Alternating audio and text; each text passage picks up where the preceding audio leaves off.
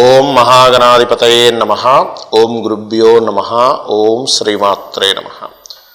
పరమేశ్వర స్వరూపమైనటువంటి జ్యోతిష, వాస్తు మరియు ఇతర అనేకమైనటువంటి శాస్త్రములను మనకు అందించినటువంటి మహర్షులకి నమస్కారం. హయగ్రీవ హయగ్రీవ హయగ్రీవేతి యో వధేత్ తస్య నిస్సరతే వాణి జహ్నుకన్యా ప్రవాహవత్. అరుణాం కరుణాతరంగితాక్షీం ధృతపాశాంకుశపుష్పబాణచాపాం అనిమాదిభిరావృతాం మయూకైః అహమిత్యేవ విభావయే భవానీం. శ్రీమాత్రే నమః. ప్రేక్షకులందరికీ కూడా ఆ యొక్క లలిత అమ్మవారి యొక్క అనుగ్రహం పరిపూర్ణంగా కలగాలని మనస్ఫూర్తి కోరుకుంటూ మనం ఈరోజు చెప్పుకోబోయేటువంటి టాపిక్ ఏమిటి అంటే, చాలామందికి నేను ఒక రాశి వారిని వివాహం చేసుకుంటే ఎలా ఉంటుంది అంటే, కొంతమందికి ఏంటి మేషరాశి వారిని చేసుకుంటే ఎలా ఉంటుందండి, వృషభం వారిని చేసుకుంటే ఎలా ఉంటుంది, లేదా మిథునం వారిని చేసుకుంటే ఏదో చిన్న కన్ఫ్యూజన్ ఆలోచనలు వస్తూ ఉంటాయి.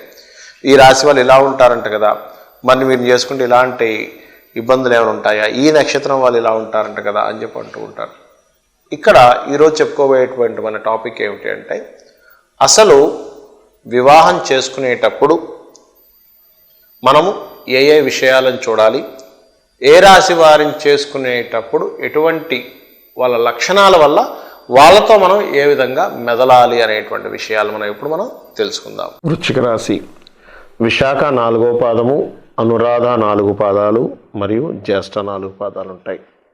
విశాఖ నక్షత్రం 4వ పాదం ఉన్నటువంటి ఈ యొక్క రాశి అంటే ఈ నక్షత్రంలో జన్మించిన వారిని కనుక వివాహం చేసుకున్నట్లయితే వీళ్ళతో డీల్ చేసేటప్పుడు ముఖ్యంగా జాగ్రత్త పడవలసిన అతి ముఖ్యమైనటువంటి అంశం ఏంటంటే, వీళ్ళు చాలా ప్యూర్గా ఉంటారు. వీళ్ళ మనస్సుని కనుక మనం ఎప్పుడైతే వీళ్ళు ఎక్కడా కల్మషం లేకుండా ఉన్నారు అని మీరు ఒక్క మాట కనుక మీరు అర్థం చేసుకొని వాళ్ళకి అది కన్వే చేయగలిగితే వీళ్ళతో మీ బంధం చాలా బాగుంటుంది, గుర్తుపెట్టుకోండి. ఇక దాని తర్వాత నక్షత్రం అనురాధ. అనురాధ నక్షత్రానికి అధిపతి శని. అలానే శని నక్షత్రం కదా అని బాధపడాల్సిన పని లేదు. ఎందుకంటే శని నక్షత్రాలు కానివ్వండి, శుక్ర నక్షత్రాలు కానివ్వండి, బుధ నక్షత్రాలు కానివ్వండి, గురు నక్షత్రం కానివ్వండి, ఇట్స్ డిపెండ్ ఆన్ ఆ నక్షత్రం ఏ ప్లానెట్తో కలిసిందనేటువంటిదే వాళ్ళ మైండ్ సెట్ ఉంటుంది. ఇక్కడ అనురాధ వారికి మొదటి పాదం వారికి పర్టికులర్గా మీరు వీళ్ళతో కనుక ఎనీ డీల్, అది పార్ట్నర్షిప్ డీల్ కావచ్చు, జీవిత భాగస్వామితో ఉండేటువంటి విషయం కావచ్చు, మొదటి పాదం వారికి మాత్రం మీరు ఖచ్చితంగా ఇంటి బాధ్యత విషయంలో అది స్త్రీ కానివ్వండి, పురుషుడు కానివ్వండి, వాళ్ళకే పూర్తిగా మీరు వదిలేసేయాలి. మీరు ఎక్కడైనా మీరు కనుక ఇన్వాల్వ్ అయ్యి ఇలా ఎందుకు చేస్తున్నారు, ఇలా చేయొచ్చు కదా అని మీరు ఏదైనా అన్నారంటే వాళ్ళు అప్పటి వరకు ఎంతో జాగ్రత్తగా చేస్తున్నటువంటి దాన్ని ఒక్కసారిగా వదిలేయడం జరుగుతుంది. అండ్ మీ ఇద్దరి మధ్యని ఇబ్బందులు స్టార్ట్ అవుతాయి. పర్టికులర్ అనురాధ నక్షత్రం. సర్వసాధారణంగా అనురాధ నక్షత్రానికి ఉన్నటువంటి ఈ కంపాటబిలిటీ దీంట్లో సహజంగా మీరు ఏంటంటే, అనురాధ నక్షత్రం వారు శుక్ర నక్షత్రాల వారిని, అదే బుధ నక్షత్రాల వారిని అండ్ రాహు నక్షత్రం వాళ్ళని వివాహం చేసుకున్నప్పుడు పెద్ద ఇబ్బందులు ఏం రావు. కానీ అదే గనక కేతువు, కుజ నక్షత్రాల వారిని లేదా రవి నక్షత్రాల వారిని చేసుకున్నప్పుడు మాత్రం వీళ్ళిద్దరి మధ్యని కొంతవరకు భేదాభిప్రాయాలు ఎక్కువగా ఉంటూ ఉంటాయి. అంటే మానసిక స్ట్రెస్, అంటే ఇది కనెక్ట్ అవ్వదు తొందరగా, మనసు తొందరగా కనెక్ట్ అవ్వదు. అదేవిధంగా 2వ పాదం వారిని కనుక చూసుకున్నట్లయితే ఇందులో స్త్రీలు కనుక పుట్టినట్లయితే చాలా డేరింగ్ అండ్ డాషింగ్గా ముందుకు వెళ్తూ ఉంటారు. అండ్ అంటే ఇక్కడ ఏంటంటే, వీళ్ళు ఏదైతే లైఫ్లో చేస్తుంటారో వీళ్ళనే కాదు, ఒక విషయం గుర్తుపెట్టుకోండి, ఒక్కొక్క వ్యక్తిని యూనిక్గా తయారు చేశాడు భగవంతుడు. ఒక్కొక్కరిలో ఒక ప్రత్యేకత ఉంటుంది. ఆ ప్రత్యేకతను ఎప్పుడైతే మనం గుర్తిస్తామో అక్కడే ప్రాబ్లం క్లియర్ అవుతుంటుంది. వాళ్ళలో ఉన్న ప్రత్యేకతను ఎప్పుడైతే మనం గుర్తించట్లేదో ప్రాబ్లం అక్కడ స్టార్ట్ అవుతుంది. ఇది గుర్తుపెట్టుకోండి. ఈ 2వ పాదం Anuradha is very daring and dashing స్త్రీల విషయంలో. పురుషుడి విషయంలో కాదు. పురుషుల విషయంలో వెరీ అంటే వాళ్ళు కొంచెం ఫ్యామిలీ ఓరియంటెడ్గా ఉండడానికి ఎక్కువ ఇష్టపడుతూ ఉంటారు. సో ఇది మనం అర్థం చేసుకోగలగాలి. అండ్ అనురాధ 3వ పాదం దగ్గరికి వచ్చేసరికి సక్సెస్ రేట్ వీళ్ళకి చాలా బాగుంటుంది 3వ పాదం వరకు. కాబట్టి లైఫ్లో ఒక లగ్జరీగా వెళ్ళడానికి చాలా బాగుంటుంది. ప్లస్ అట్లాగే వీళ్ళకి కళారంగ సంబంధంగాను లేదా ఒక మంచి డిజైర్ గోల్ పెట్టుకొని ఆ డిజైర్ పరంగా వర్క్ చేయడం అనేటువంటి జరుగుతూ ఉంటుంది. అది మనం అర్థం చేసుకోగలగాలి వీళ్ళని. చాలామంది ఏం చేస్తుంటారంటే నాకు డిజైర్ ఉంది అని చెప్పగానే నీతో అవుతుందా, నీకు అంత సీన్ లేదులే, అవన్నీ మూసుకొని ఫస్ట్ నువ్వు నీ పనులు చేసుకోవాలి, ఒక రకమైనటువంటి అంటే వాళ్ళని డిస్కరేజ్ చేస్తూ ఉంటారు.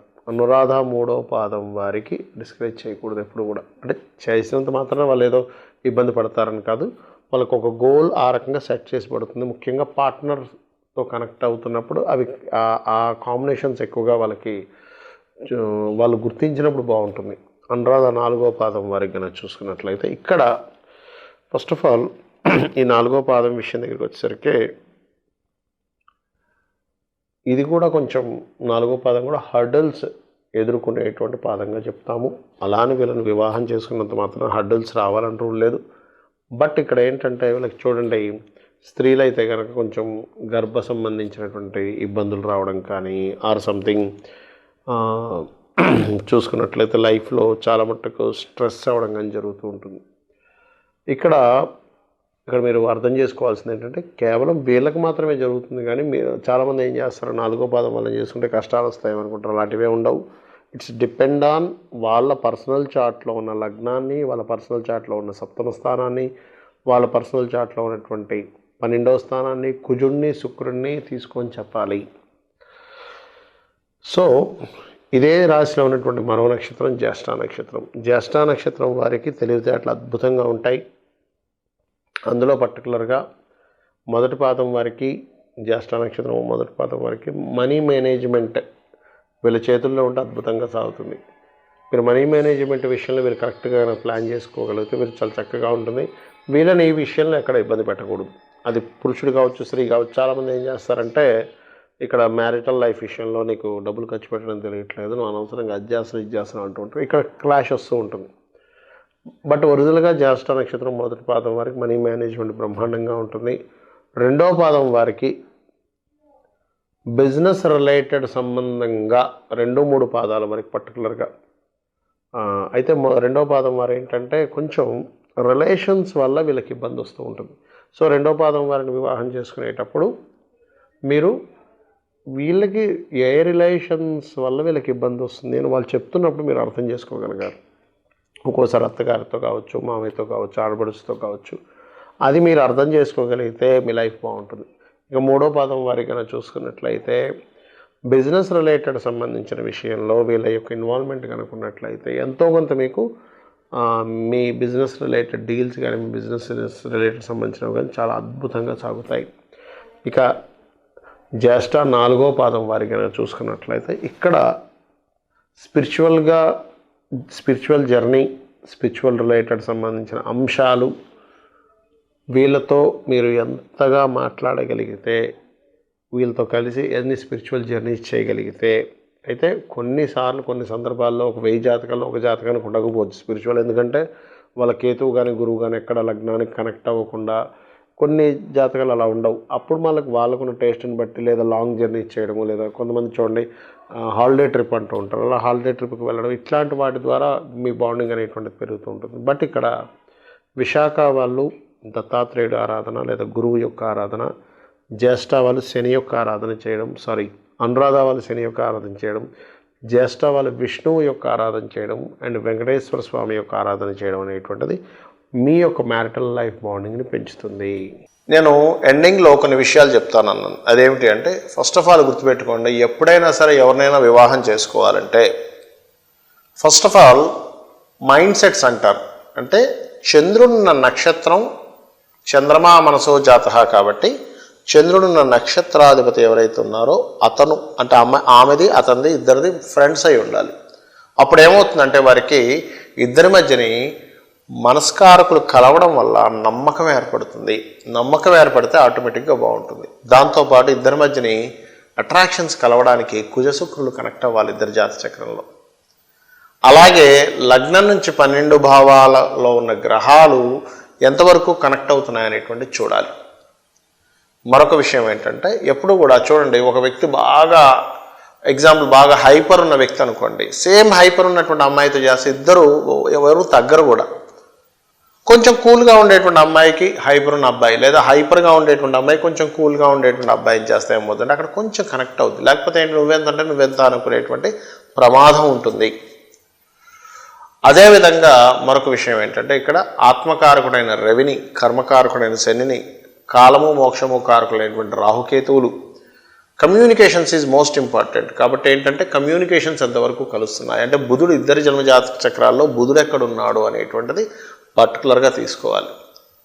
అలాగా సోల్మేట్స్ అంటూ ఉంటారు. కాబట్టి రవి యొక్క స్థితిని, చంద్రుడి యొక్క స్థితిని, కుజశుక్రుల యొక్క స్థితిని, కాలము మోక్షము అయినటువంటి రాహుకేతువుల యొక్క స్థితిని, కర్మకారకుడైనటువంటి శని యొక్క స్థితిని, ఇద్దరి జన్మజాతకంలో గురువు ఉన్నటువంటి స్థితిని, అంటే ఇద్దరి జన్మజాతక చక్రాల్లోని గురువు పొజిషన్స్ ఏంటి, అవి ఎంతవరకు మ్యాచ్ అవుతున్నాయి, మీట్ అవుతున్నాయి.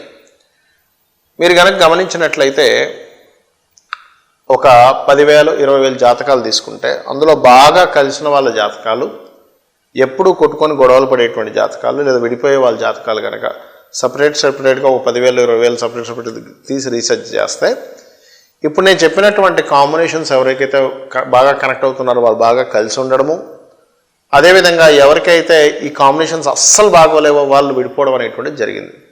ఇక్కడ మరొక విషయం చెప్తాను నేను మీకు.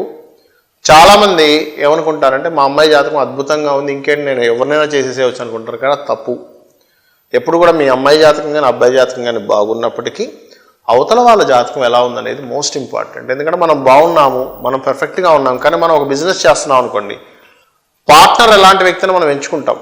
అదే పార్ట్నర్ కనుక కమిట్మెంట్ లేని వ్యక్తి, లేకపోతే ఫైనాన్స్ నేను ఇస్తానని చెప్పి ఇవ్వని వ్యక్తి, లేకపోతే మనం అతన్ని నమ్మి ఒక బిజినెస్ పెట్టినప్పుడు అతను సరిగ్గా చూసుకోకపోతే ఎలా ఉంటుంది? నేను మంచివాడినే, కానీ నాకు వచ్చేటువంటి బిజినెస్ పార్ట్నర్ ఉంటే సరైన వ్యక్తి కాకపోతే ఇబ్బంది ఎలా పెడతామో, అదేవిధంగా బిజినెస్ పార్ట్నర్స్ అనేటువంటి వ్యక్తి వస్తే బిజినెస్ ఎలా ఇంప్రూవ్ అవుతుందో, సేమ్ యాజ్ ఇట్ ఈజ్ జీవితం కూడా అలాగే గడుస్తూ ఉంటుంది. కాబట్టి మీ జాతకాలు బాగుంటే చాలా సంతోషం, కానీ మీరు ఎవరినైతే మీ జీవితంలోకి ఆహ్వానిస్తున్నారో వాళ్ళ చార్ట్స్ పర్టికులర్గా మీరు చెక్ చేసుకోవాలి. మీ చార్ట్ కంటే కూడా వాళ్ళ చార్ట్ చాలా ముఖ్యమైనటువంటిది. కాబట్టి ఈ మ్యారేజ్ మ్యాచింగ్లో ఎప్పుడు కూడా ఇద్దరి జాతక చక్రాలతో పాటు వాళ్ళ పర్సనల్ చార్ట్ అనేటువంటి కొంచెం చూసుకోవాలి. వాళ్ళ లైఫ్ అంటే వాళ్ళ జీవితంలో వాళ్ళు ఎలాంటి వాళ్ళు, కుటుంబంతో ఎంతవరకు కేరింగ్ ఉంటుంది, ఎందుకంటే కుటుంబం కేరింగ్ లేకపోతే వేస్ట్ అక్కడ. అదేవిధంగా సంతానం పట్ల ఉండేటువంటి బాండింగ్స్ ఎట్లా ఉంటాయి, జీవిత భాగస్వామి అండ్ ఆఫ్టర్ మ్యారేజ్ తర్వాత ఎలా ఉంటుంది అనేటువంటి చూసుకోవాలి. అయితే ఇక్కడ ఆఖరిగా నేను అందరికీ ఒక రెమెడీ ఒకటి చెప్తాను. ఏమిటది అంటే, వివాహానికి ముందు ఎవరైనా వివాహం చేసుకోవాలి అనుకున్నప్పుడు ఒక మంచి సంబంధం రావాలని ప్రతి ఒక్కరికి ఉంటుంది. అలా ఎవరికైనా ఒక మంచి సంబంధం రావాలన్నప్పుడు లలితా సహస్రనామాల్లో ఓం కామేశబద్ధ మాంగళ్య సూత్ర శోభిత కందరాయై నమః అనేటువంటి నామం కనుక ఎవరైతే చాంటింగ్ చేస్తుంటారో 100% ఆ యొక్క అమ్మవారు మంచి సంబంధాన్ని తెచ్చిపెడుతుంది.